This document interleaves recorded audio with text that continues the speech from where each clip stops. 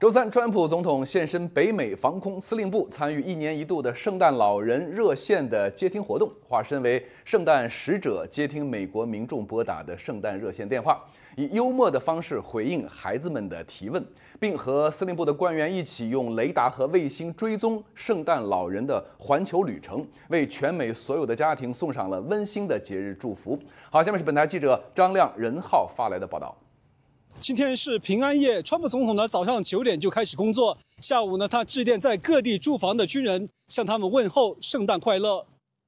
在问候军人之前，川普参加了北美防空司令部圣诞老人热线电话的接听活动，为孩子们送去祝福。1年1度的平安夜，北美防空司令部的圣诞老人热线一整天都响个不停。 来自北美各地的人们提出各种各样的问题，当然最多的是孩子们担心这位慷慨的白胡子爷爷在深夜里找不到自己，大人们则最想知道圣诞老人到哪儿了。北美防空司令部呢，在过去的70年，每个平安夜呢都会追踪圣诞老人的环球之旅，每年超过1000名义工耐心地为电话的另一头排忧解难。不过他们都会吓唬孩子们，如果不上床睡觉呢，圣诞老人就不会去拜访他们。 对于爱探索的孩子，他们会说，北美防空司令部使用了雷达和卫星追踪圣诞老人，而驯鹿鲁道夫的鼻子喷出的热信号很容易被探测到。当圣诞老人在北美领空时，美军的喷气式飞机为红鼻头老人保驾护航，确保他能抵达每个孩子家的烟囱。对喜欢刨根问底的孩子，他们会说，圣诞老人的雪橇比星光还快，可以瞬间飞到国际空间站，眨眼间就返回地球。 今年呢，川普总统抽出时间化身圣诞老人，用他特有的幽默回答人们的问题。川普向犯罪率极高的城市派驻国民警卫队的行动呢，圣诞节前呢遇到阻力。最高法院周二裁决，总统不能立即向芝加哥派兵。白宫稍后声明，为保护美国公众的安全和联邦人员免受暴力伤害，川普政府已经启动国民卫队进驻城市。现在，首都华府和俄勒冈州城市的波特兰都驻扎有国民卫队。 本周5，一名联邦法官将听取华府驻军进展。目前，总统谋求保留驻军呢到2026年的夏天。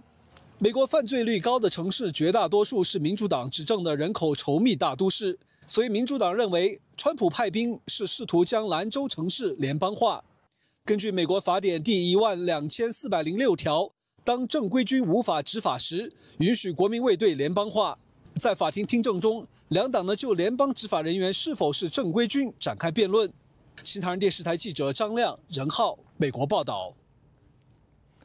今晚就是平安夜了，那么北美防空司令部今天确认，圣诞老人已经正式启程了，展开他的1年1度的全球送礼的任务，并向全世界各地的孩子们保证，雪橇运行顺利，一切按计划进行。 司令部还透过雷达和卫星系统模拟监测圣诞老人环球派送礼物的行程，来赶紧关注一下。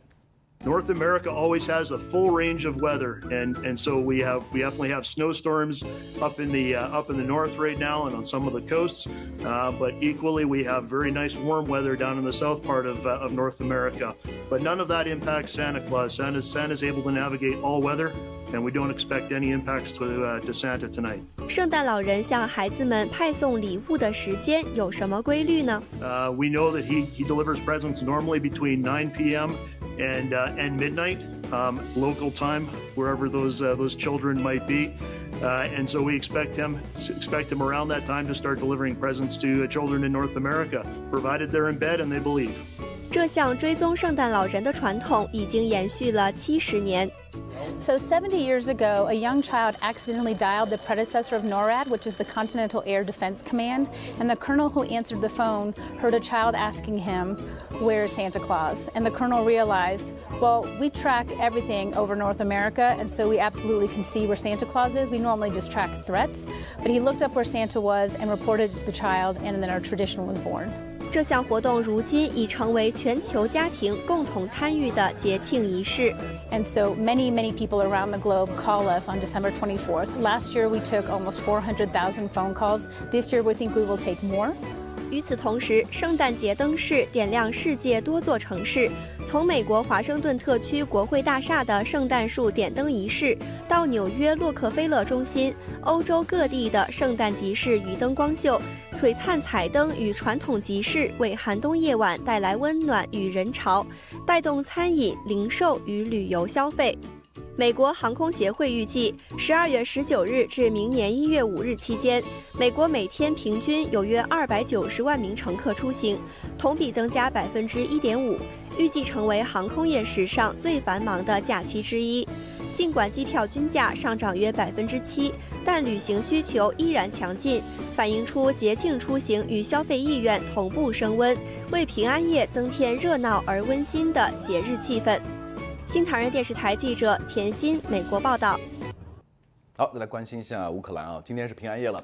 乌克兰总统泽连斯基发表了圣诞致辞，祈求乌克兰早日实现和平。另外，基辅公布了日前和美国磋商的20点和平草案的要点内容。尽管领土的争端目前依然无解，但乌克兰表示愿意考虑美国所提出的妥协方案，就是从这个顿涅茨克撤军，建立非军事化的自由经济区。周三，莫斯科南部再次发生炸弹攻击事件，导致3人丧生。俄罗斯联邦侦察委员会称，2名警察在盘问一名行为异常的男子时，被引爆的炸弹炸死。俄方没有透露第3名死者的身份。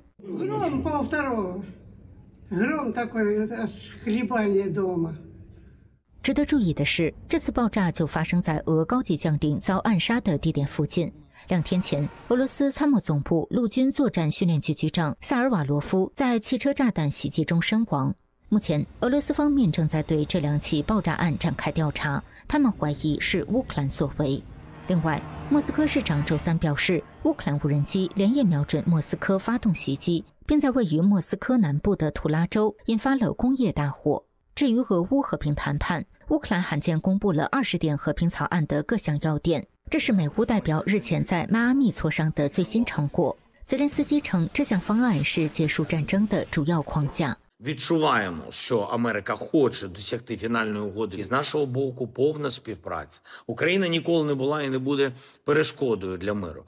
这项20点和平计划重申了乌克兰的主权，提议俄罗斯与其邻国签署互不侵犯条约，并建立监督机制。尽管在最复杂的领土问题上目前仍然没有达成共识，但泽连斯基表示，乌克兰愿意考虑美方提出的潜在妥协方案。那就是乌克兰将重兵从仍然控制的东部顿涅茨克约25%的领土上撤走，建立一个非军事化的自由经济区。而乌克兰从东部撤军一直是莫斯科的关键诉求之一。不过，基辅强调，无论乌军后撤10公里还是40公里，俄罗斯都必须后退相同的距离，而且自由经济区必须由乌克兰负责警务，绝不能由俄罗斯警察管理。目前的战线将成为经济区的边界。国际维和部队将沿着接触线部署，以确保俄军无法进入。目前，泽连斯基寻求与美国总统川普会晤，来最终敲定最关键的领土控制权问题。框架中明确指出，协议签署后，乌克兰将会举行选举。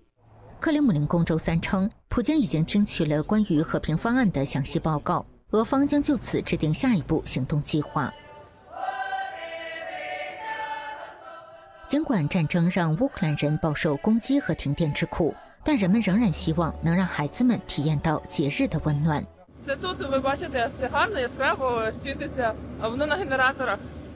Наша задача дати можливість людям доторкнутися до нормального життя. 平安夜当天，泽连斯基向乌克兰人民致以圣诞问候，祈求乌克兰和平。Ми відзначаємо Різдво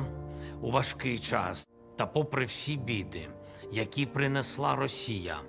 вона не здатна окупувати чи розбомбити найголовніше – це наше українське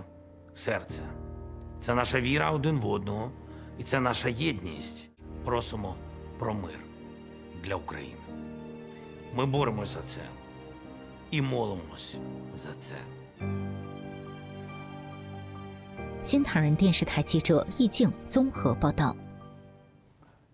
美国周二在联合国会议上公开指控委内瑞拉的独裁者马杜罗政权非法，并认定其本人正是贩毒恐怖组织太阳集团的首脑。美国将最大限度地实施制裁，切断马杜罗的资金来源。同时呢，美方强调扣押油轮是切断马杜罗资金命脉的关键手段。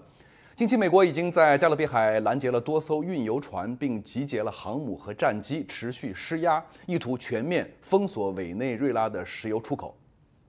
在联合国会议上，美国首先强调马杜罗政权是非法的，而马杜罗本人被美国认定为外国恐怖组织太阳卡特尔的首领。The reality of the situation is that sanctioned oil tankers operate as the primary economic lifeline for Maduro and his illegitimate regime. The sanctioned tankers also fund the narco-terrorist group Cartel de los Soles. 扣押油轮是美国总统川普对马杜罗施压的最新手段。沃尔兹指出，美国将在最大范围内实施并执行制裁，切断马杜罗的资金来源。Maduro's ability to sell Venezuela's oil enables his fraudulent claim to power and his narco-terrorist activities. The people of Venezuela, frankly, deserve better. These people who have suffered under Maduro's socialist dictatorship.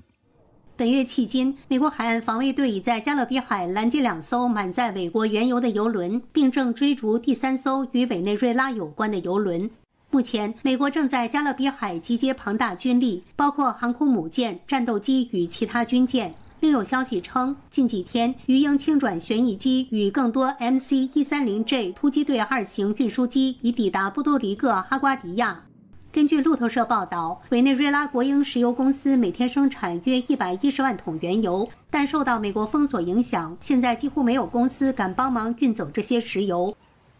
新唐人电视台记者刘佳佳，美国报道。由利比亚参谋总长哈达德率领的一个高级代表团，日前在访问土耳其之后，在返回的途中不幸遭遇空难，全数罹难。周三呢，土耳其内政部长表示呢，失事飞机的黑匣子已经找到。周三，土耳其总统埃尔多安就境内一起空难发表讲话，向在坠机事故中罹难的利比亚参谋总长、高级军官及机组人员致哀。Bizleri derinden üzen elim hadiseyle ilgili gerekli tahkikat başlatılmıştır. Safahatine dair bilgilendirme ilgili bakanlıklarımız tarafından。土耳其内政部表示，失事飞机的黑匣子已经找到，目前搜救队仍在持续搜寻遇难者的遗体。Enkaz alanında saat 02:45'te uçağa ait ses kayıt cihazı, saat 03:20'de ise kara kutu bulunmuştur。周二，这架载有利比亚参谋总长穆罕默德·哈达德将军、4名军官及3名机组人员的飞机在土耳其境内坠毁，机上人员全数罹难。这支利比亚高级代表团在安卡拉与土耳其高层举行国防会谈后，在返回迪利波里途中遭遇空难。飞机残骸在安卡拉以南约70公里处被发现。利比亚官员表示，飞机坠毁是技术故障所致。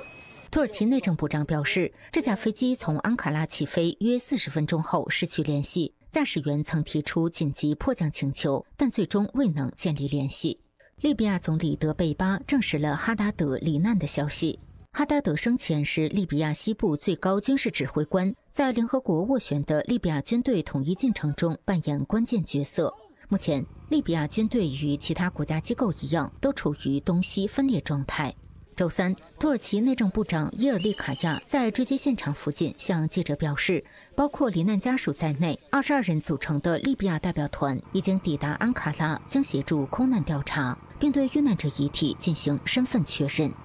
新唐人电视台记者赵凤华综合报道。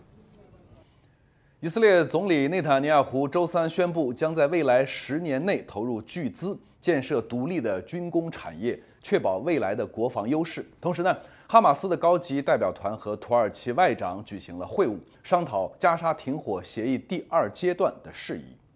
周三，以色列总理内塔尼亚胡在新飞行员授勋仪式上宣布，在未来10年内，以色列将投入3500亿新谢克尔，约合1100亿美元，发展独立的军工产业，以减少对他国供应链的依赖。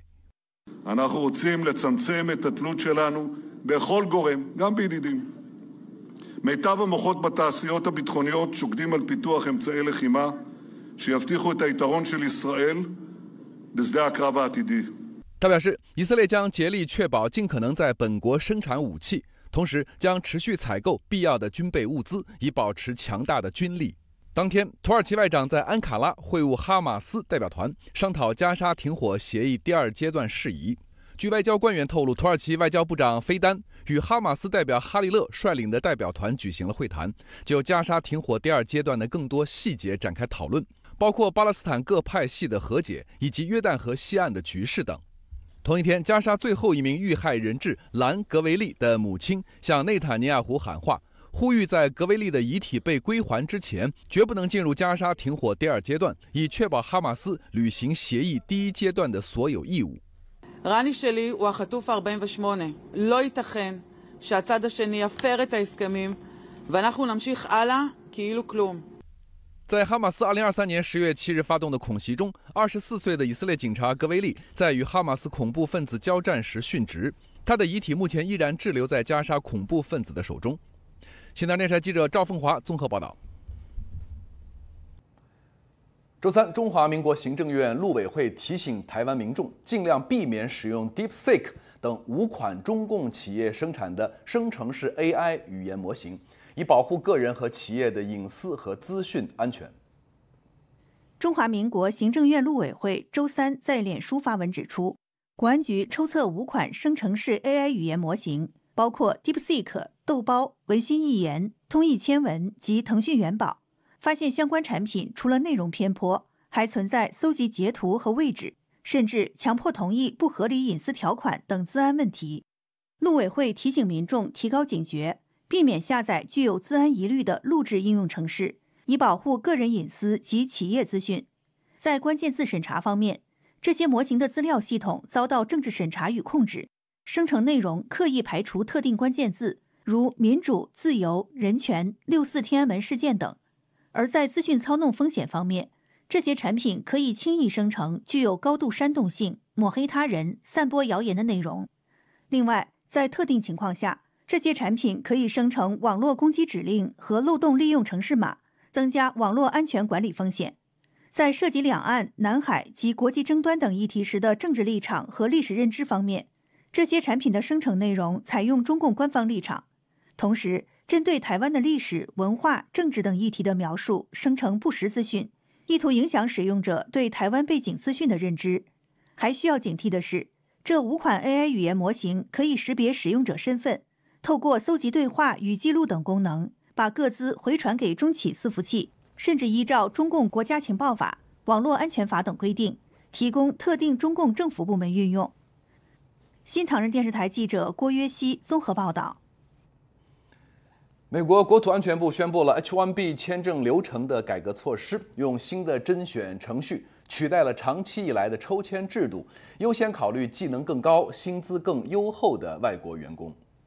周二，美国国土安全部宣布，自2026年2月27日起，将实施加权选择程序，取代长期以来的随机抽签制度。新方法优先考虑高技能、高薪资的外国人才，同时更好地保护美国劳工的薪资、工作条件和就业机会。这项最终规则适用于2027财年的 H-1B 签证名额注册季。如果是被企业重视的人才的话，当然他们政府认为啦，这个薪资应该就要更高，就是走 Level 1 Wage 的话，它的失败率其实蛮高的。所以现在即使有这个新的这个游戏规则出来，我们都会建议至少要走 Level 2。当局指出，现行的随机抽签程序被一些美国雇主滥用，主要目的是以低于美国工人工资水平雇佣外国工人。因为实话实说 ，H1 真的是没有其他路的话再走，都会是比较好的。先充分利用这个 OPT 的时间，有可能他的薪资水平更高的时候，他的抽签的几率有可能也会高一点。话说回来，薪资低只是你的抽签的这个命中率有可能就会比较低而已。与此同时，美国联邦地方法院周二作出裁决，判定川普总统拥有合法权限，可以将专业技术职业员工的 H-1B 签证费用调升至10万美元。川普一直呼吁说，他希望把美国移民法改成说，把最好的人才可以留下来。假如说今天那个10万块人头税那些人不申请了，那剩下来的名额的确是有可能会变比较多，所以也不是说一定都是要走到 Level 4。最高等的薪资才是有可能可以留下来。那当然了，话说回来，薪水付越高的雇主就越有可能把他的人才留下来，的确，这是事实。新唐人电视台记者郭约西美国采访报道。好，下面是今天的国际聚焦。美国联邦调查局近日逮捕一名在印第安纳大学攻读博士的中国研究员，指其涉嫌将源自大肠杆菌的智利 DNA 藏于女性内衣中，从中国偷运入境。近3个月内，美方已查获多起中国籍学者走私线虫及真菌等危险生物材料案件，凸显生物安全与科研风险疑虑升高。12月23日，美国国务院宣布禁止5名欧洲人士入境，指其施压美国科技平台审查美国观点，违反新签证政策。该政策旨在阻止被认定审查受美国保护言论的外国人士入境。美方强调不再容忍任何越外审查行为。分析指出，美国援引移民法规而非平台监管手段，凸显其打击外国势力影响网络言论的政策方向。孟加拉民族主义党代理主席拉赫曼结束17年流亡，将于12月25日返国，计划接替病重的母亲前总理吉亚，并角逐总理职位。现年60岁的拉赫曼2008年因政治迫害流亡伦敦，他回国正值明年2月大选前能否重振 BNP 影响力颇受外界关注。12月24日，泰国代理总理哈努廷获其政党提名为总理候选人，将参加2月8日大选。他和泰国土生党借近期泰柬边境冲突激起的民族主义情绪提升支持，但能否顺利胜选仍具不确定性。日本首相高市早苗12月24日表示，对日中各层级对话持开放态度，强调建设性稳定的战略互惠关系，并积极参与四方安全对话、东南亚及欧洲合作。他表达尽早访美意愿，盼自民党与维新会在内阁分担责任，加强联合政府运作，同时承诺物价稳定，并考虑任何选项以提升国防能力。美国国家气象局12月23日警告，冬季暴风雨凤梨急流侵袭加州，圣诞期间恐带来豪雨及强风，并恐引发交通延误。洛杉矶等野火灾区风险升高，超过200户已撤离，当局呼吁民众避免假期外出。神韵艺术团2026演出季在北美地区的首场演出将于12月27日在康州的沃特伯里拉开帷幕。近日呢，康州6个城市的市长分别颁赠褒奖证书，迎接这场顶级演出再度回归康州。市长们盛赞神韵是文化重生、精神启迪的灯塔，所传递的希望与慈悲主题讯息鼓舞人心。美国康州沃特伯里市市长保罗·佩尔内雷夫斯基祝贺神韵即将于12月27号在沃市的派雷斯剧院演出。他在嘉奖令中称赞道，神韵展现的美丽、优雅和深邃，对所有观众来说都是难以忘怀的体验。我们期待见证你们对艺术创作与文化表达的持续投入，在未来持续升华并激发更深远的影响力。明年5月，神韵将再临康州斯坦福市。斯坦福市市长卡罗琳·西蒙斯宣布，2026年5月7号至10号为神韵艺术团创立20周年纪念日，以表彰神韵对艺术与文化的杰出贡献，并鼓励所有居民参与这一非凡的文化体验。诺沃克市市长哈里·里林则在褒奖令中写道，神韵已成长为国际性的中国古典舞蹈和音乐团体，激励人们珍惜神韵所呈现的美、慈悲与自由的价值观。身为诺沃克市市长，我要感谢他们的奉献、鼓舞和推动。纽不列颠市市长博比桑切斯赞叹，透过他们的勇气、正直与奉献，神韵艺术家彰显了良知战胜压迫的胜利，并为世界各地的观众带来清晰而坚定的道德判断、慈悲以及人类尊严的信息。布里斯托尔市市长艾伦·佐波萨苏也为神韵颁发褒奖，他称赞神韵演出持续激励康州人民，并以美与希望丰富社区。纽伦敦市市长迈克尔·帕塞罗在褒奖令中敬贺神韵艺术团创立20周年，并写道，神韵透过艺术弘扬真善人普世价值，这些美德能够提升、教育并激励所有的人。尽管中共政权企图以施压剧院、炸弹威胁、造谣抹黑和法律战等手段来压制神韵在世界各地的演出，但神韵艺术家们始终坚定不移地履行使命，通过艺术来分享美、希望与真理。新唐人电视台记者付宇综合报道。久负盛名的神韵艺术团在意大利未演先热，票房火爆。目前已经有7个城市的门票全部售罄，演出是一票难求。罗马第12市议会副主席皮特兰杰洛·马萨罗先生发来贺信，感谢神韵再次莅临。罗马第12市议会副主席皮特兰杰洛·马萨罗在贺信中写道：“我仅以最诚挚的心意欢迎并且感谢神韵艺术团多年来的努力，通过艺术传递中国传统文化的精华，并且唤起人们对当今严峻事件的关注。这些事件绝不能在历史上重演。我希望越来越多的人热爱神韵演出，并且了解到法轮功修炼者在中国以及世界其他地区所遭受的不公遭遇。真善忍永恒不变。”意大利素有欧洲艺术之国的美誉，意大利人对艺术有着极高的品味和鉴赏力，而世界第一秀神韵以纯善纯美的艺术演出彻底征服了意大利人。多年来，神韵在意大利演出的城市几乎都是场场爆满，正要名流云集。Uno spettacolo sontuoso, appassionato ed appassionante.Che ci consente di avvicinarci con grande garbo alla cultura millenaria cinese attraverso le forme di arte più sublime che sono la danza, la musica, i colori e i valori che esprime questo spettacolo, che ha avuto peraltro il coraggio di rappresentare all'Europa e all'Occidente la Cina prima e senza il comunismo, e questo va doppiamente apprezzato. Proprio come quelli della compassione, tolleranza e verità, e davvero sono messaggi semplici ma potenti che davvero colpiscono. Credo che sia un insieme di armonia, di spiritualità e di emozioni che si incrociano: la luce, le immagini, il movimento, l'espressione corporale degli artisti